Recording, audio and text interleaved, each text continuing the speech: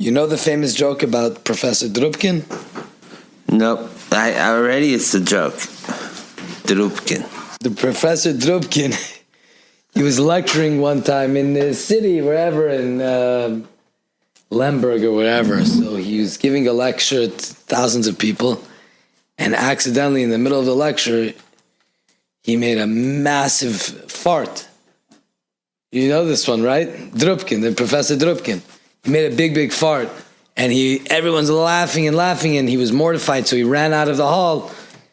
He said he was going to hide out at home. Before he even got home, the whole town found out about his fart. Everyone's laughing at him. He was a laughing stock. So he was so ashamed, he took his family, and he said, I'm never coming back again. So 20 years later, he bumps into a guy. Where are you from? Oh, I'm from Lemberg. He said, oh, I used to live in Lemberg. He says, how long ago? He says, maybe 20 years ago. He's like, when did you leave?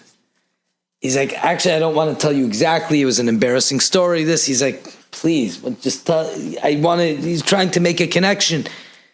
I can't. I don't want to tell you. It's too embarrassing. He's like, just tell me. Was it before Drupkin or after Drupkin?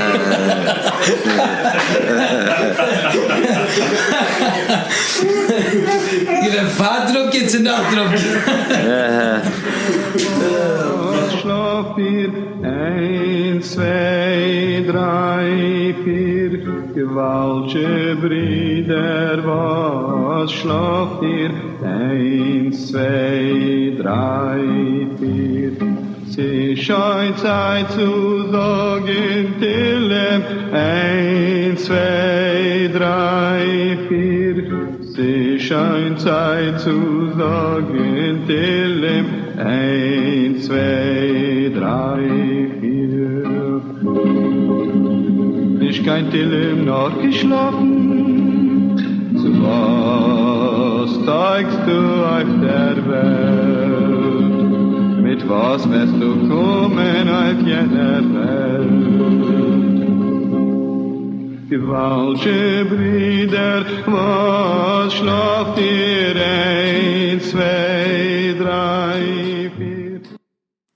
But ultimately, we could heal. It's not just ultimately it is good. Ultimately, we need a fart. So, Baruch, give us some pre-Drupkin. Like before Peterburg. before, like, let's say, before the Rabbi Heller fart. It's at first it feels more that we're just warming up in a way for some reason. Meaning we had a Farbrengen which addressed like some really like sort of like serious stuff, which is like wow, like usually it takes a long time to get to certain places like that. It's almost like we're working backwards in a way, like almost getting to more to the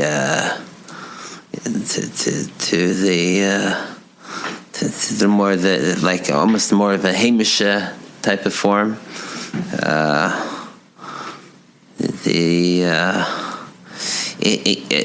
I want to be interrupted. That's the word.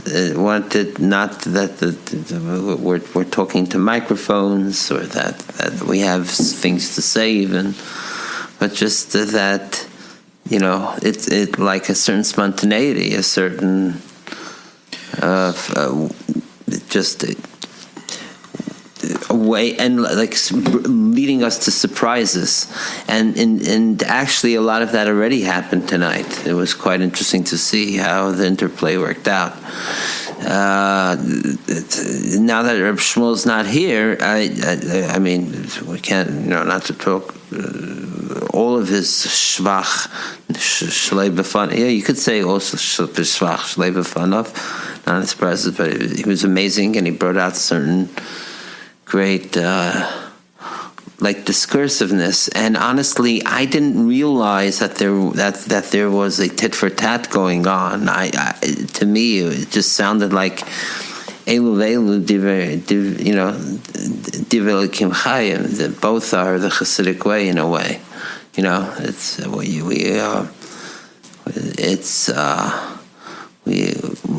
We're both drinking from the same well, and I know I'm certainly not living up to the standard of that 100% that's set up according to the Chassidus Chabad or Shulchan Aruch or other ways,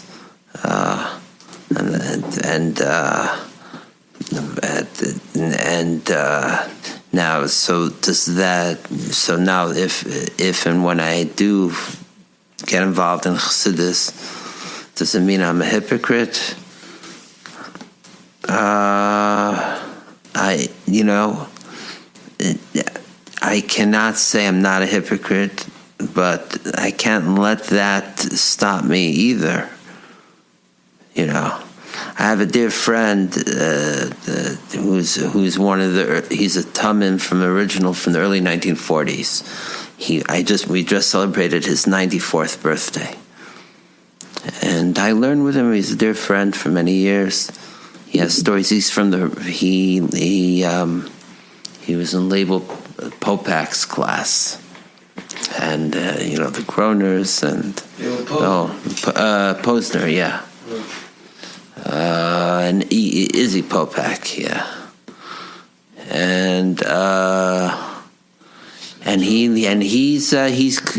he was very close to Reb Zalman Schechter, and it's from his original. He knows Zalman from 770 from learning together. So Charlie Roth, okay, said his name. So he loves learning different chassidus, and he brings from here and there.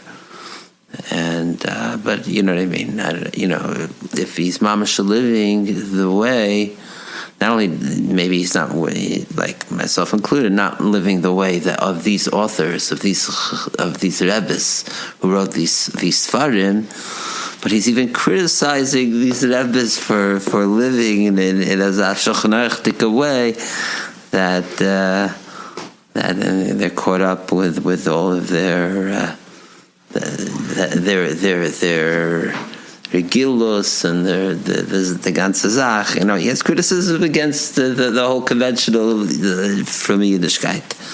It's not a secret. That's what I'm saying.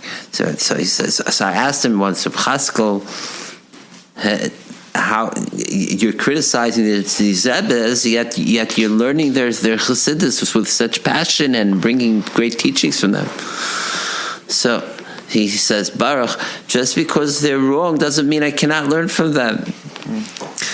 So there's something that even if whatever way we feel about our even if we feel that we have issues, we have criticisms even, and I'm telling you honestly, it objectively, it makes no sense why I should be interested, whatever little bit I am, in Chassidus or in the Rebbe or any of this, because objectively it's so ridiculous. So it's all nonsense.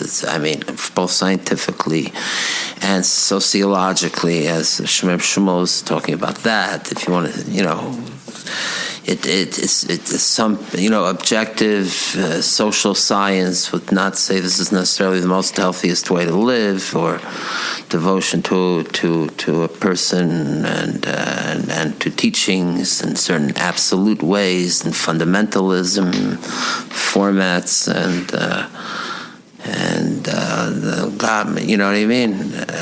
Look, Footsteps is full with and everyone's getting off their post from stress, trauma, and all that. So Baruch Hashem, this is maybe where we're a little bit different to Reb Chaim. I don't know, Chezzi, maybe Chezzi in between, but And that is, I mean, I don't feel that much that there's suffering or pain or trauma. Maybe because I've gone through this a little bit longer. Maybe it's more just realizing more in context, like someone mentioned tonight. It's not necessarily this specific thing. Maybe it's a little bit more extreme, but everyone goes in their format of growing up, goes through the pains of Tsar Gidul Banim. Is not just for the mother, but it's for the kids too. So we're all growing up, and we're all still growing, trying to at least. So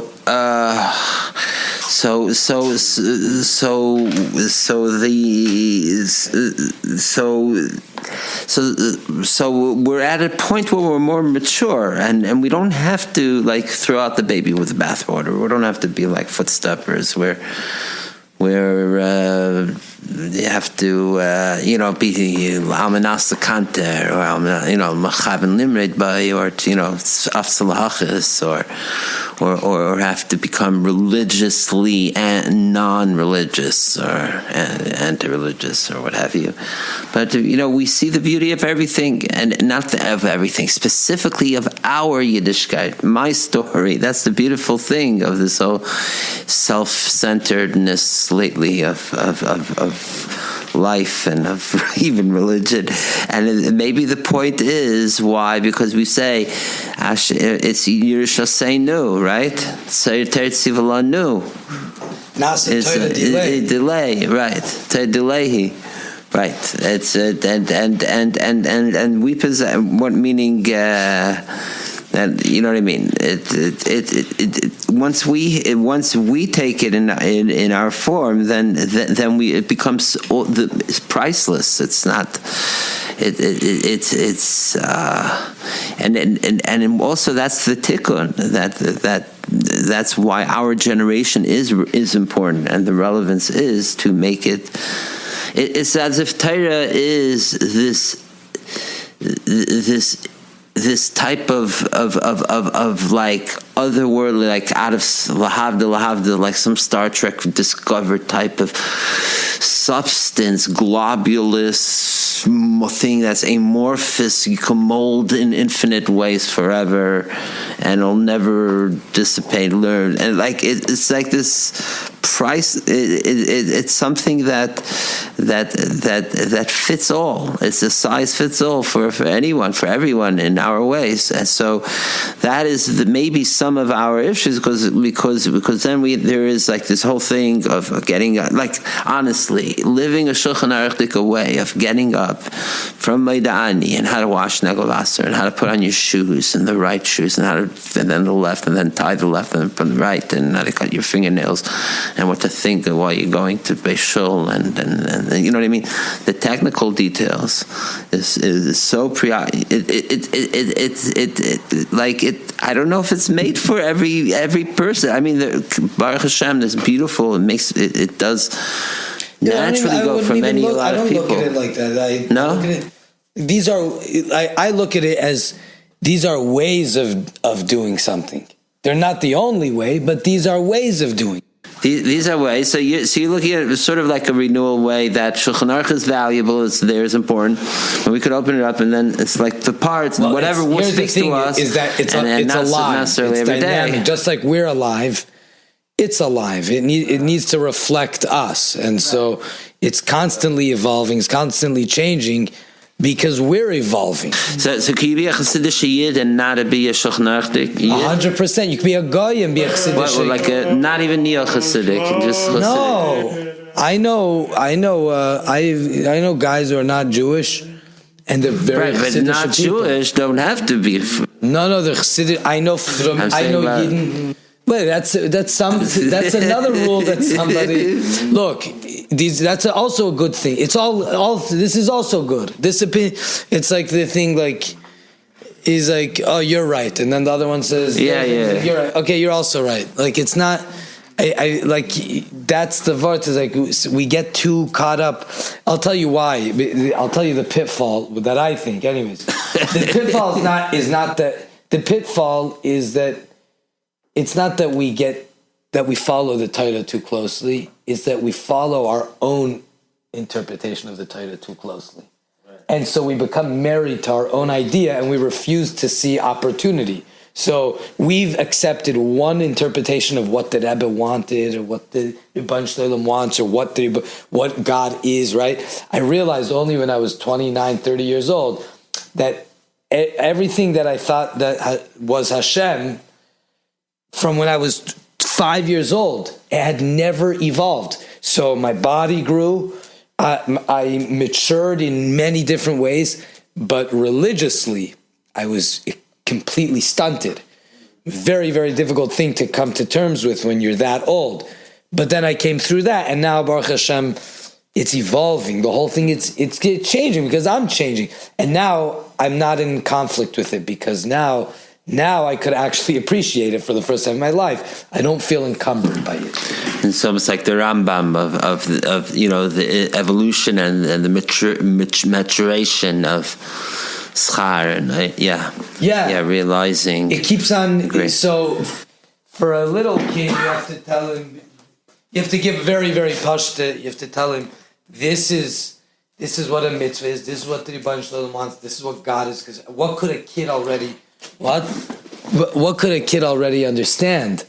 They're very, very limited. But as he grows, he starts with Ben Chamesh LeMikra, Ben Sheish LeMishnah, Ben Eser LeDis, whatever, and you have to keep on evolving. And if you don't, you're going to get stuck. You're going to reach a point, and then you're going to have to either shut yourself off, or you're going to have to shut the Torah off. And a lot of people will shut themselves off.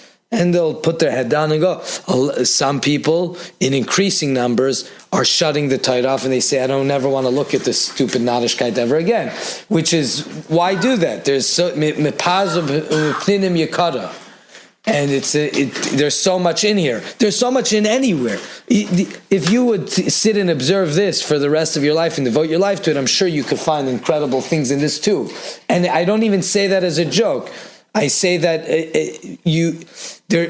everything is part of the Einod Milvada. I really believe that.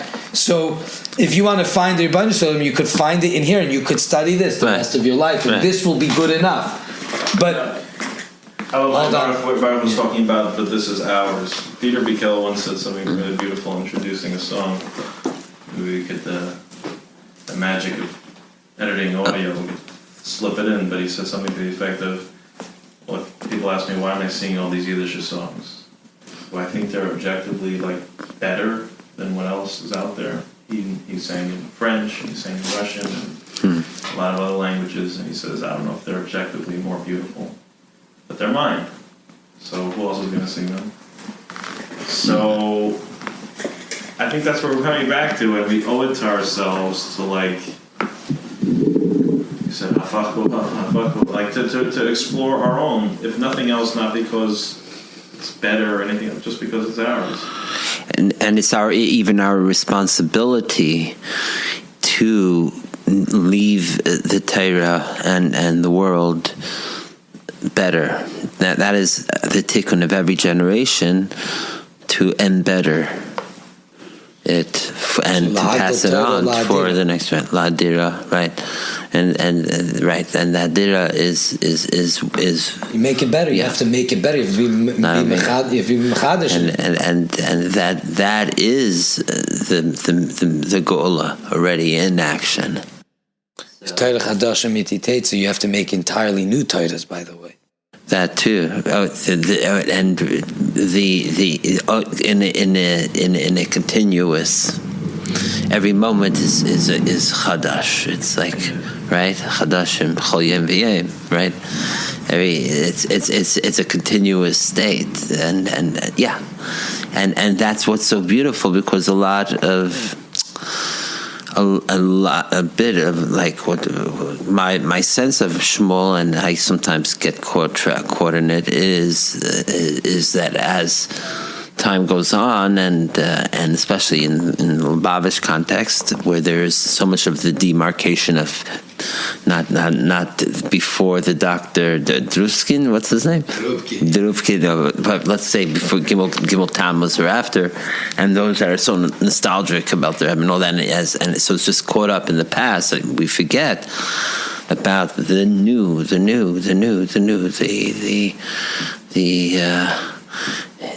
new reality even, and then. Yeah, and the world is mamish calling for it. It's almost like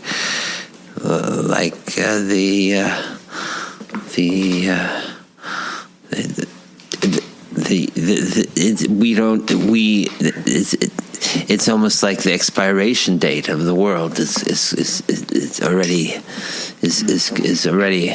at the point where needs a whole reset. So l'chaim, may we get to the point of Terech Me'iti of each of us, right? And yeah. On that same CD, that's my friend Josh Logan from Montreal. He takes these nice old Nigudim, Mashas and Nigudim Lubavitch and Nigudim Chazanis, and combines it with rap.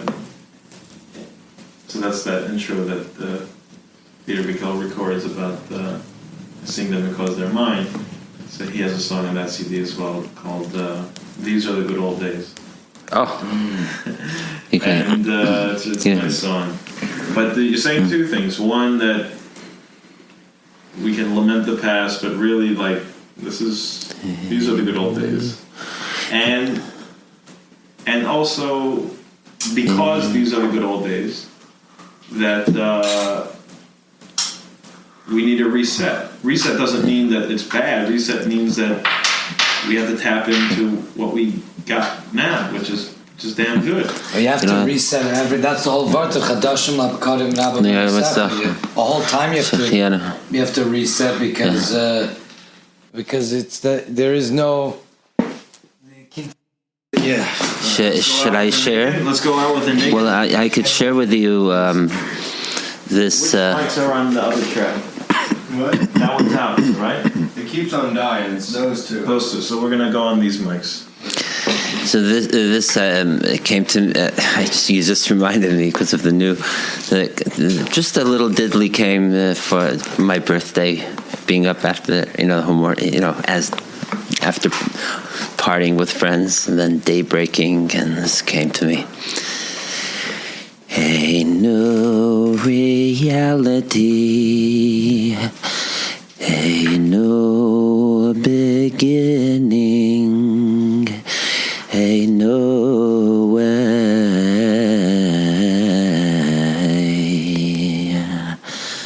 a new day, a new reality, a new beginning, a new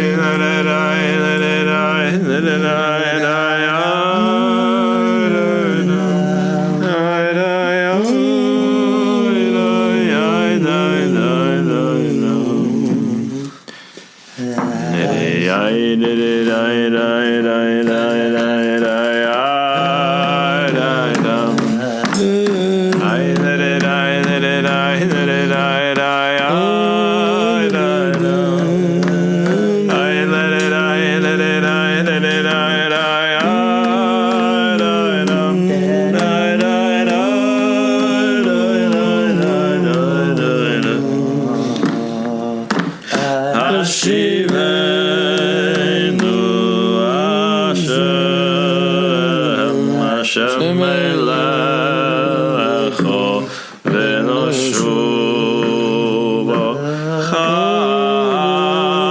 chadesh chadesh yomeinu chadesh yomeinu kekedem oy Hashiveinu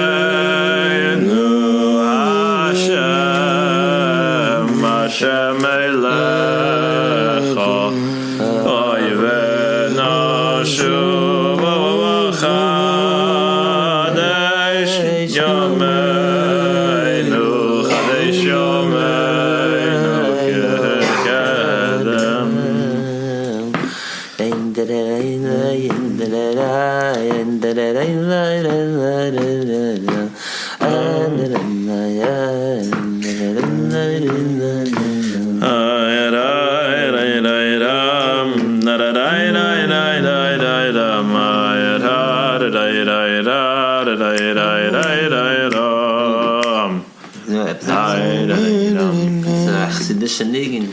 Oy, steht auf jeder was schlaft der ein, zwei, drei, vier. Steht auf jeder was schlafst du ein, zwei, drei, vier.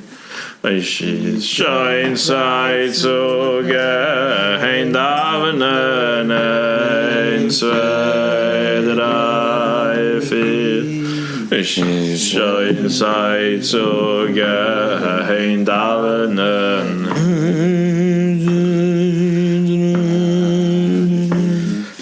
Ich kein davenen, ich kein lernen, ich kein davenen, ich kein Hilem.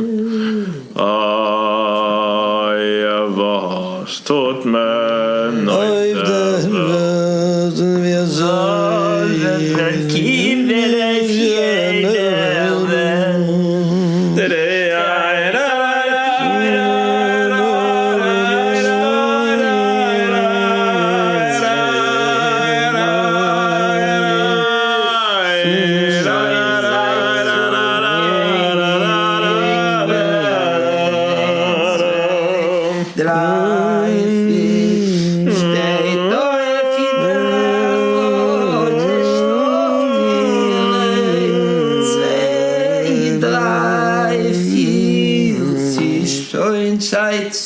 gehen, davenen. 1, 2, 3, 4. Ich gehe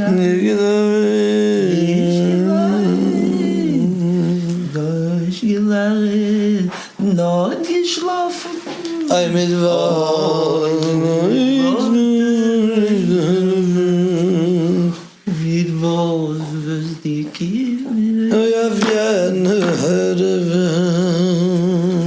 This is part of being the Lamchednik. Lamchednik und der Schulklappe. Der Schab hat gesagt in Tere Shalom, ich bin a Schulklappe. I'm not here. You know, what he said is al derech what the Rebbe said, that he's not here to do the job for us. Do yourself the job. Same thing that Rashab was saying. I'm here just to wake you up, but you gotta get up. You gotta get up and do your own davening and go your mikveh. There's on the weg. The question is, wer weckt auf the wecker? The wecker is like I was talking before about the Baal Shem Tov, right? So we had these magidim who would, and they pushed sat there in the benches in whatever that town, and they never just wanted to say Tehillim and thank the Eibishter for the rain, and the Magid is telling them how bad they are. And they feel like, whatever, I guess this is what the rabbi says, so it must be true, and they're taking it on the chin. Yeah. And the Baal Shem Tov just can't take it anymore, and he stands up and starts admonishing the Maggid, and how could he talk to the Eibishter's kids that way? Oh. And so you have the Baal Shem Tov saving the Yidden from the Maggidim. Oh. And then you had the Alter Rebbe saving the from the thought that Chassidus is just this nice feel good thing to make simpletons feel good about themselves, and showing how this is Torah and this is Judaism all along. But who's going to save Chassidus from the Heintige Magidim? Who's going to save Lubavitch, and who's going to save from itself?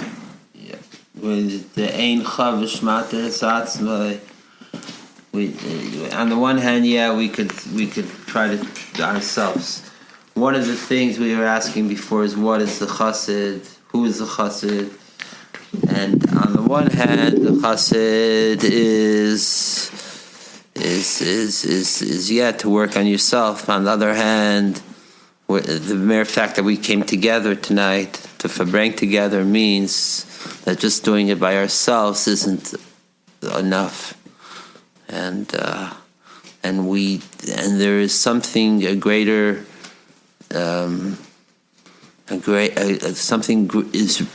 is revealed by the collective that all the individuals cannot. My semi-imposed self-exile is to Northern California. And I've spent the last decade much in isolation for weeks on end, and just alone with nature or with very few people, being the only Yid in miles and miles and miles. And it's why I still don't know why, but the outcome is that.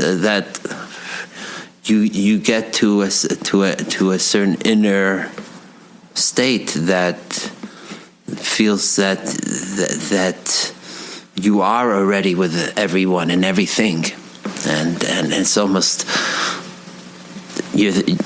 wherever you are.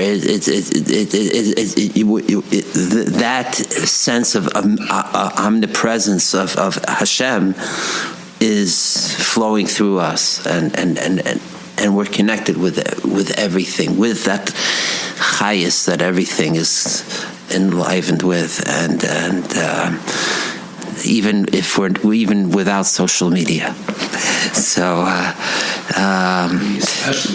especially without it, and you start you start really seeing, hearing, and feeling things that have never.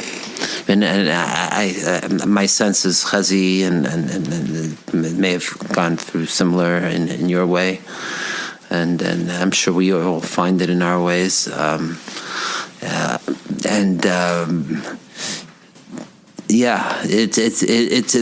are different ways to work on ourselves. There are different ways of cleansing ourselves, almost of getting through stuff. So again, we're not necessarily victims. We're not even survivors. We are adventurers, and sometimes climbing K2 we may slip and what have you. But sometimes it's not always rosy and all that. But to go back to what Chaim, you were discussing in the past podcast about storytelling and creating our own stories almost, and in that way we are almost like our own Hashems, in the sense, like Chassidus talks about how, why Hegesh, only we humans have the sense of autonomy, as if we have free will, that we could script our own lives. I'll tell you off the record some story just happened where totally disproves it. Okay. So there's something really auspicious of returning, coming back here and being with the Chevra and reconnecting and reigniting. and again, we're here to find the beauty, not to say what is not to say what is quote unquote objectively good or not good, give any value, but for what works for us and what we could even improve on within Yiddishkeit, within Chassidus, within the Chabad and such, and it's been and there has been others have helped me with this too. So there's some others. We have a group now called Nitzotzot, and we've been doing stuff here and there. And a lot of that is to bring out new creative ways of Yiddishkeit, of Heimishkeit, of Chassidus, of ways that bring out actualize our fullest potentials.